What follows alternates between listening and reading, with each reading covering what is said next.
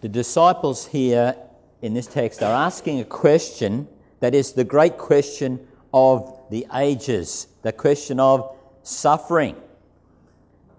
Whose fault is it? Why does God allow it? You know, this is the great one that the atheists think they've got you. They'll throw that one at you, won't they? That question that you can't answer. If God is all powerful, then he can stop suffering. If he's all loving, then he'd want to stop suffering. So he's either not all powerful or not all loving, therefore God doesn't exist. And we're supposed to shake in our boots and go, oh, well, you're right, I better just give up this Christianity. Could it be that God, in his power and love, is not going to work according to our agenda and our timing? That there might be something more to it than you're thinking. In actual fact, it's the atheist who has a real problem with this question. It doesn't even have a right to a question here. What do I mean? You've got to say to your atheist friends when they bring this to you, what do you mean by suffering and evil? How do you define it? Because that is the great question that the real atheist philosophers of history have grappled with and have concluded that there cannot be any such definition of evil and good, or suffering even, if life is just survival of the fittest. Who actually determines what is right and wrong? My favourite of the atheist philosophers is Friedrich Nietzsche, because he just said it like it is. He's the one who said God is dead. God is dead, and there is no such thing as good and evil. And we've seen that worked out in life, in history, in humanity. The great atheist experiment of the 20th century, where there were more people killed in the name of atheism. Communist China, Soviet Russia, Pol Pot in Cambodia, killed in the name of atheism, and all of the religious killings or people in religious wars or whatever in the last 2,000 years. All in 100 years it took for atheism to take over and kill more people than all the rest added up together. What is right and wrong? What is even suffering? Mao in communist China thought it wasn't suffering to starve tens of millions of people to death because it was good for the country. What's good? What's right? What's wrong? And this is where the atheist has no question. Not just the philosophers, but even our latest and greatest atheist evangelist, Richard Dawkins, has said in his more sober moments that you can't posit ethics without a religious foundation.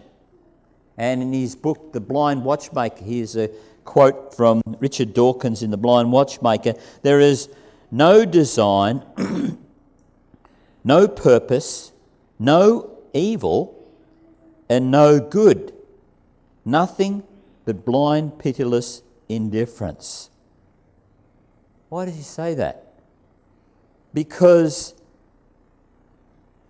if it's just survival of the fittest, right and wrong, suffering and non-suffering is just a matter of opinion, and we can't agree.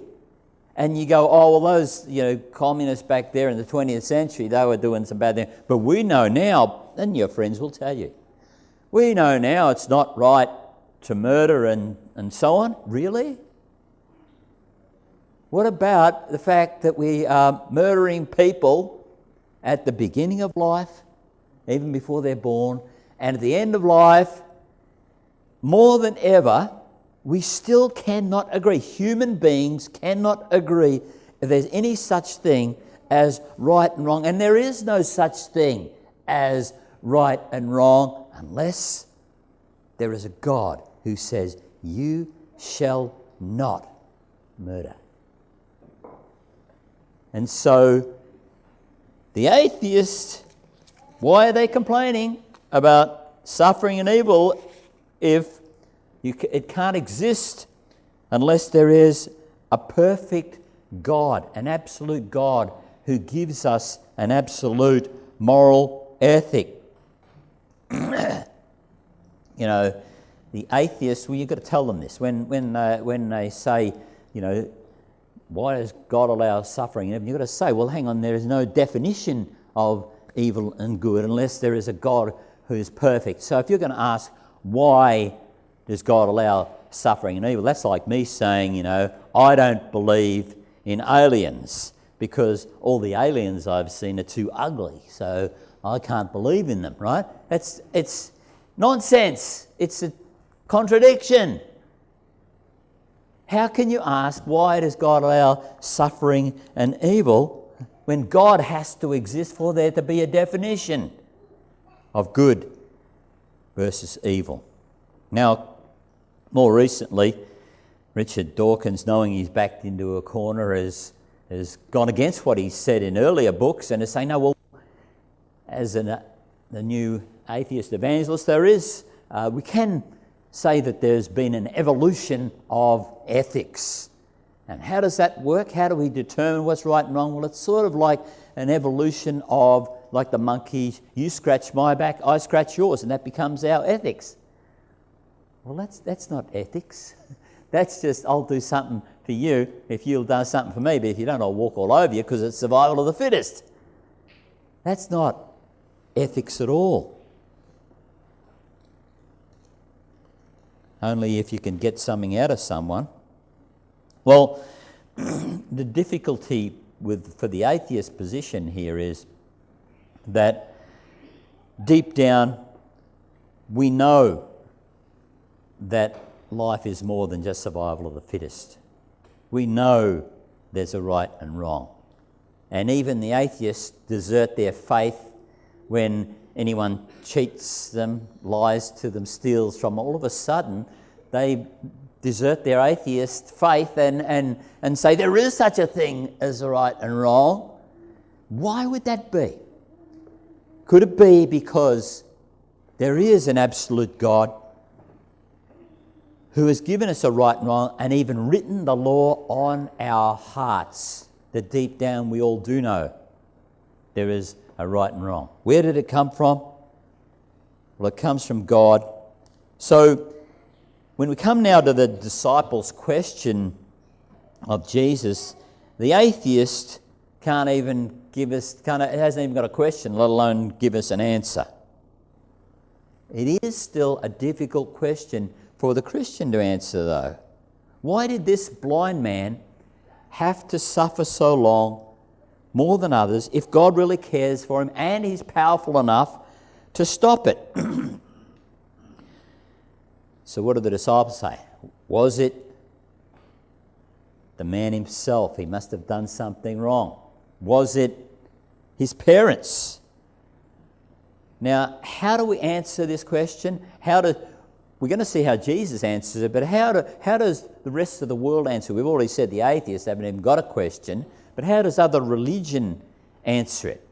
In Islam, God is a deterministic. Allah determines everything, good and evil. There's no original sin in Islam. So how do you explain evil? God does it. Sometimes he does this, sometimes he does that. You just don't question. It's his will. Leave it to him. So that's really the Muslim answer to this question of why is this man born blind? You know, God did it. God did it. Okay. What about the Eastern religions? What about the Hindus and the Buddhists? Buddhism says, suffering comes from one's own desire, but both Buddhism and Hinduism have this concept of karma. That is, why is this man blind? How would they answer that? They would say, because it's something this man has done wrong.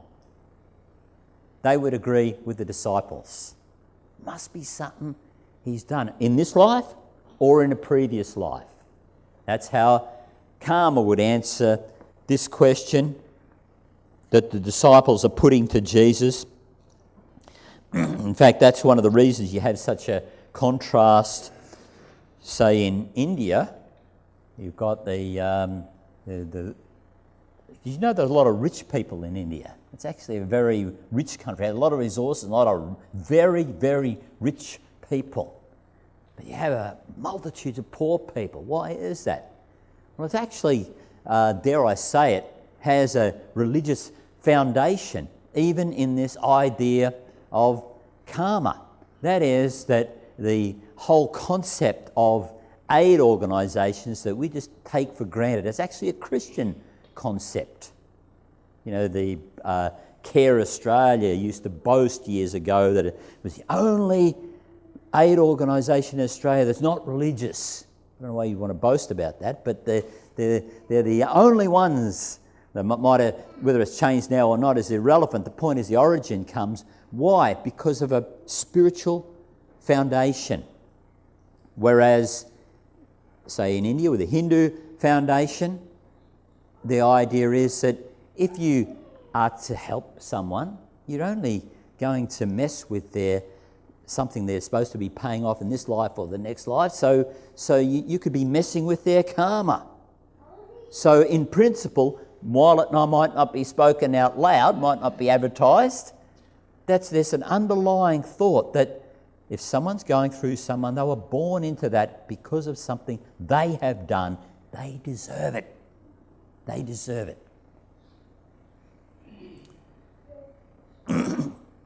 So this question the disciples bring up, Eastern religion would generally agree with the disciples. It's this guy's fault, or further back down the line, the disciples suggest maybe it's his parents. And the New Age movement today, maybe some of your friends are New Agers, they believe they create their own reality, borrowing again from the Hindu thought.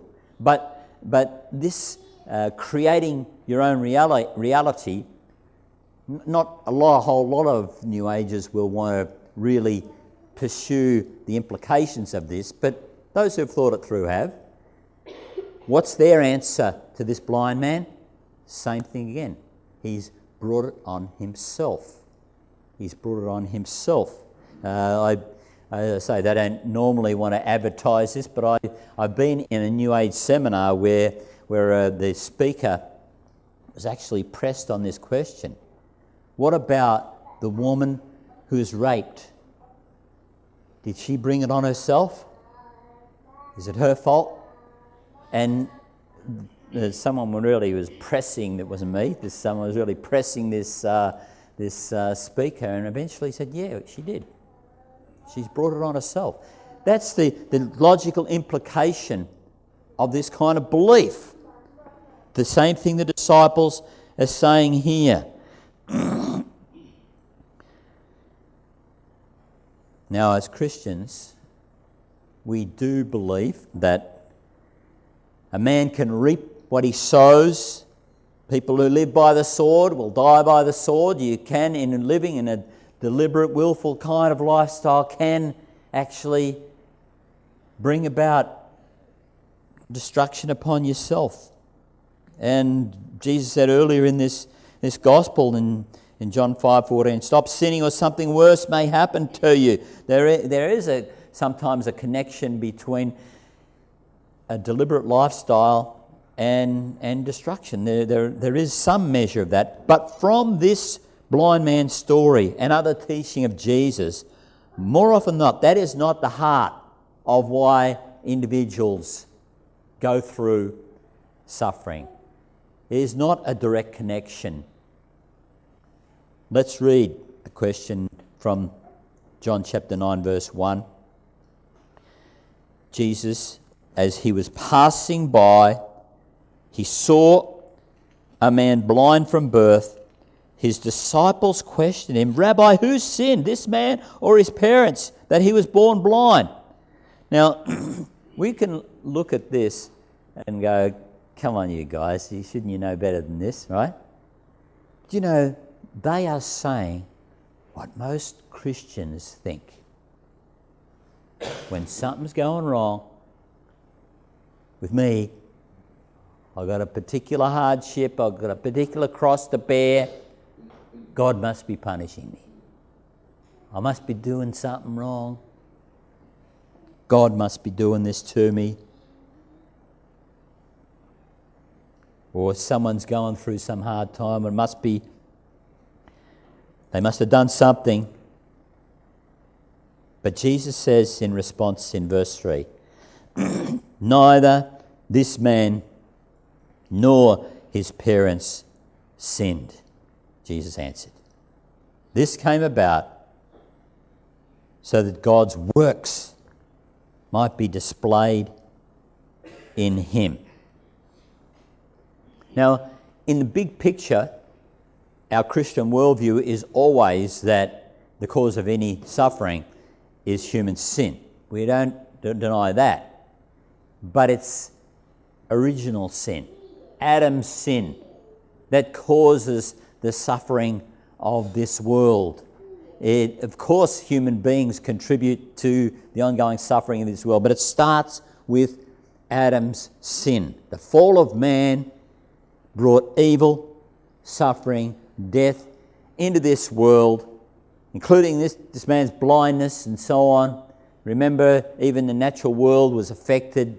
The thorns and thistles started to grow and so on from the fall of man. So that's where we need to start. But as Jesus is pointing out, you can't just therefore apply to an individual person suffering their personal sin.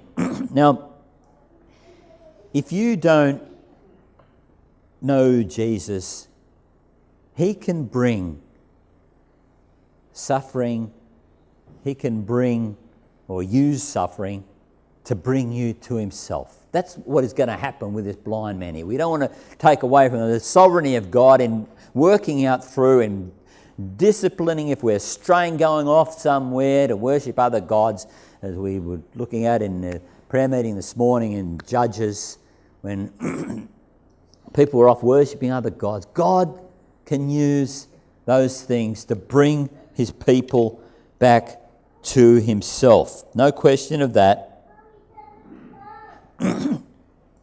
But despite the sin in this world, the suffering of this world, the fallenness of this world, God works out only good purposes for himself, for his people. Now I want you to think about this. We're going to explode this whole karma thing and this Hindu and this Buddhist thing right now by saying the Christian, if you know Jesus this morning, God will not punish you ever again. Why? Because you've already been punished upon the cross. Jesus was punished in your place. If you know Jesus this morning, your sin has been punished upon the cross. And you can't be punished twice for the same crime. God is just. Once it is finished, it is finished. So whatever goes on in the Christian life, from the moment you repent and put your trust in Jesus, is never punishment. Because you've already been punished upon the cross.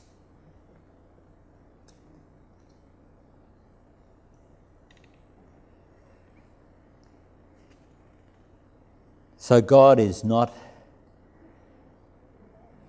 taking you into trial to punish you.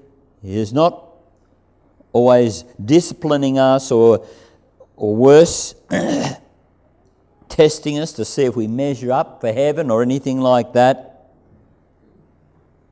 Yes, he loves his people enough to draw them through discipline, but he's never punishing them.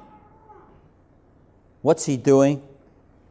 Well, verse 3 says, so that God's works might be displayed in you. Now, this man who's blind, as we said, sin is the cause, but it's Adam's sin. But the story of this man's life of blindness, what we're learning from Jesus' response is not about his personal sin or his parents' sin. The story of this man's life, this is a bit of a shock to people when we think about our suffering, but the story of this man's life was actually, and his blindness, was actually about God and what God was doing, so that the works of God might be displayed in him. This is for us. While you're trying to figure out the story of your trials and how your history all unfolds, your past, did you ever stop to think that it's actually about what God is doing? Not primarily about you. Of course it's about you, but the reason behind it, the big picture behind it, is actually about God and what he's doing. This came about so that God's works might be displayed in him. See, as humans, we're incurably self-centered, including about suffering. We read from Job before. Job and his friends, they had it covered, didn't they? Job, you must have done something wrong. It's got to be some sin you've done, Job. And they're wrestling back and forth, always missing that it was not actually about Job. You know, it's interesting, isn't it? We know that the story of Job, that in the end God doesn't actually reveal to Job what was going on, what the big picture was. Job's never told about the whole big picture that we learn as readers at the start in the first few chapters. So that's okay. Job didn't learn, but what was going on? What was going on with this story of Job? Read it again. The story of Job is actually about God and what he was doing. You know, this whole thing of Satan trying to put this test. Satan was not just testing Job. Satan was testing God. This was about God and his glory. And yes, Job, of course, is the center of the what this is built around, but it was actually about God's works might be displayed in him. God responds to Job in the last chapters, as you know, not with telling him what was going on with this war that was going on, the spiritual warfare that was going on in the heavenly realms, but rather God shows Job in those last few chapters this amazing display of his works and says, take a look at this, Job. Take a look out there. Take a look at the intricacy and the greatness of this world that I created. Can you do that? And Job says, should have kept my mouth shut. This is far too wonderful for me to know. But he didn't find out what it was that was going on. He didn't have to know. He knew it was something to do with God's works that are beyond me. Job got it in the end. It was actually about God and his glory. Something that God was doing, that God's works might be displayed in him. So what did God want from Job? If it wasn't primarily about Job, it was about God. What did God want from Job? Faith. Faith in the God who'd proven himself. Have a look at this creation. I've proven myself to you, Job. Can you trust that my works are beyond your works? In the end, Job still wasn't told that there was this spiritual warfare, God triumphing over Satan, God's glory, God's works. and what goes on in your life is not actually just about you. But God is watching to see how you respond. How you respond. Will you respond with faith and trust to the God who's already proven himself to you? He's not asking you to take some leap in the dark. He's already proven who he is in the creation, but he's proven much more to you. He gave his one and only Son to you. Is this not enough to prove to you that I love you and that I'm in this only for your good, when I've promised that along with him I will give you all things? You know, the thing that human beings cannot come to grips with is that God's works are more important than us. You know, that we are not the centre of the universe. It's like, the atheist, I saw one atheist in a debate, challenging, saying, if God is there, I dare him to strike me down now, God didn't strike him down there. Wow, there mustn't be a God, eh? I've got news for you. That guy's going to get struck down if he doesn't repent. He will get struck down. But could it be that God is not going to stop running the universe and go, oh, well, there's an atheist, I need to prove myself to him by striking him down? I don't think God's agenda is quite confined to what we think. We are not the centre of the universe, so we can command God, you better do this and prove that according to my timing, my agenda. And yes, this question of why then does God allow the suffering, the delay and so on.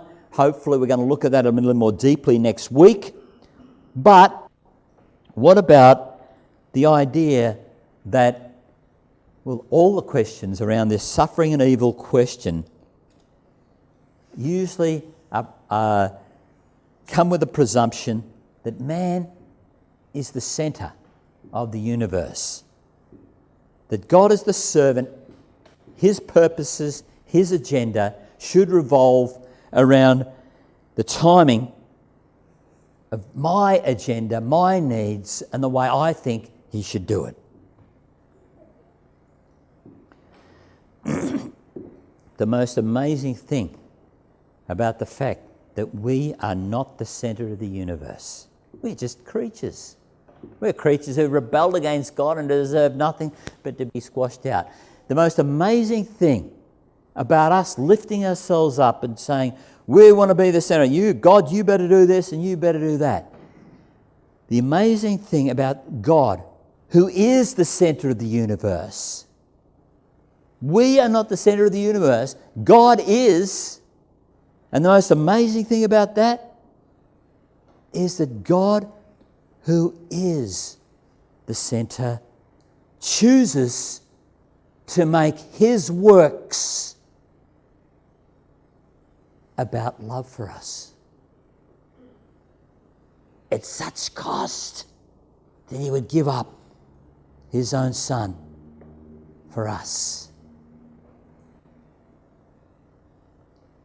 God will show up that his purposes and his works were acts of love and mercy toward us. It turns out that despite man who doesn't deserve anything, God in humility. Now, that's something I've never been able to come to grips with. There's only one person who's ever walked the face of this earth who is humble. God. God, the one who created everything, is humble. The God who's worthy of all glory, honour and praise is humble. Well, read Philippians 2:5. Christ Jesus, who being in very nature God, humbled himself. God humbled himself. The God who is the centre of the universe chooses to make his works to be about love for us. The God who is doing things for all his glory chooses to make his glory surround and shared with us. You know, there's only one question that I cannot answer about this question of suffering and evil. One question I've never been able to answer. Why would God allow the suffering and evil to be perpetrated on his own Son for the very people who think that they are the centre of the universe, who shake their fist at God, who stray from God, go their own way? I'll get to God when I'm ready. And yet God allows what's the most evil and the greatest suffering that's ever happened in this world? The murder and torture of the Son of God. He's the only one who's ever truly been innocent, who suffered in this world.